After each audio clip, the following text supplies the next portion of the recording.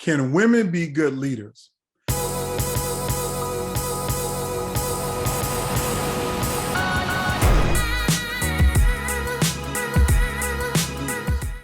You know, I've been asked this question a couple of times, and I think it's one of the most interesting questions to ever be asked. Of course, women can be good leaders. As a matter of fact, when we don't have enough women as leaders, it creates a lot of challenges, particularly in industries where women are the largest numbers of employees. So take healthcare, for example. Literally, about 80% of the workforce in healthcare is usually women.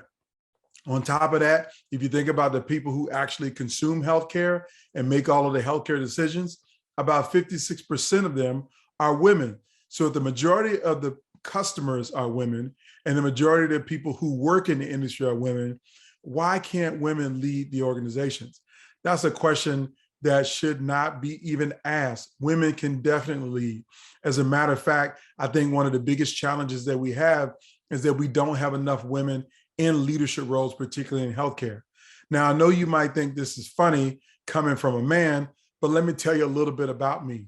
See, I'm a former women's studies adjunct faculty member at the University of South Carolina. Yes, I have taught in the women's studies program at a university level.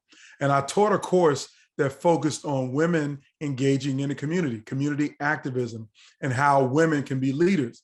And the reason why I was so comfortable teaching this course is because the leader that you're looking at today, for the vast majority of my development and my growth as a leader, came at the hands of women. As a matter of fact, the woman that I'm most proud of that has helped to raise me is my mom. My mom was a leader without a doubt. She retired as a school principal and was leading in public education for more than 30 years. And my grandmother also was an incredible leader. Now, she led in the household mostly, but one of the places where she led and gave an incredible impact is that during World War II, my grandmother was a welder in the shipyard in Norfolk, Virginia. So she helped to build 3 aircraft carriers. And my other grandma raised 10 kids, and they're all college graduates. So don't tell me that women can't lead. They can lead in the home, they can lead outside of the home, and they can lead in education. But when I became an adult and I really got involved in focusing on growing myself as a leader and trying to have an impact in community, there was a woman who had that impact on me.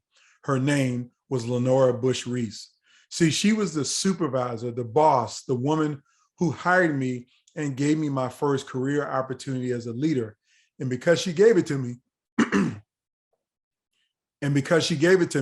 it put me in a position to do so much good for so many people in communities.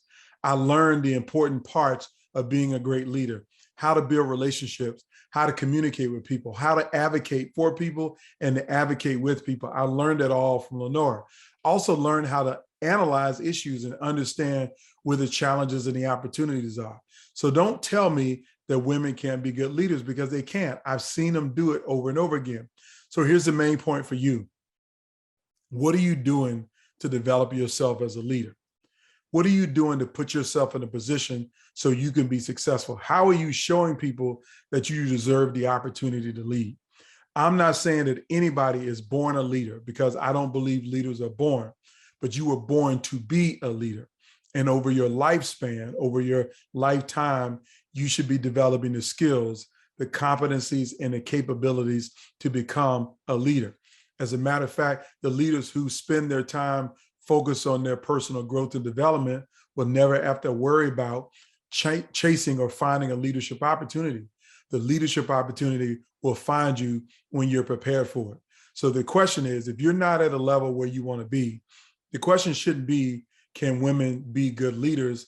The question is, what are you doing to develop yourself so you can be that leader that everybody needs to see? As a matter of fact, I think that in our hospitals and healthcare organizations, if we have more women as CEOs, we would solve some of the systemic challenges that we have inside of those organizations. I also believe if we had more women leading in public service, in the state legislature, in the governor's office, in the mayor's office, and even in the White House, if we have more women in leadership, I think we will have a much more peaceful and prosperous nation. I really do believe that the level of empathy and understanding of the challenges, women have some abilities that men don't have and develop them over time. But I also think women can make better decisions and be more thoughtful in their decision making. So yes, I fundamentally believe that women can be good leaders. And I want you to be a good leader. I want the women around you to be good leaders. And yes, I'm saying this selfishly because I'm married to a beautiful woman who's a great leader, and I'm raising a beautiful woman who's going to be a great leader. And I want them to know, I want you to know that women can be great leaders. And we have evidence after evidence after evidence to know that this is the case. Let me give you a couple names. Number one, Oprah Winfrey is a great leader. Mother Teresa is a great leader. Margaret Thatcher is a great leader. So I've just given you three simple names. Harriet Tubman is a great leader. That's a fourth one. Women who've done incredible things and led in ways that men could not do, that have had a monumental impact on lives. So I challenge you right now to find a way to become a great leader. And if you know a woman in your life who needs to hear this message, I want you to share it with them. I want you to tag them in it, and I want you to comment below with their name so I can share more messages with the women who we need to be great leaders. I want to thank you for watching. Have a fantastic day.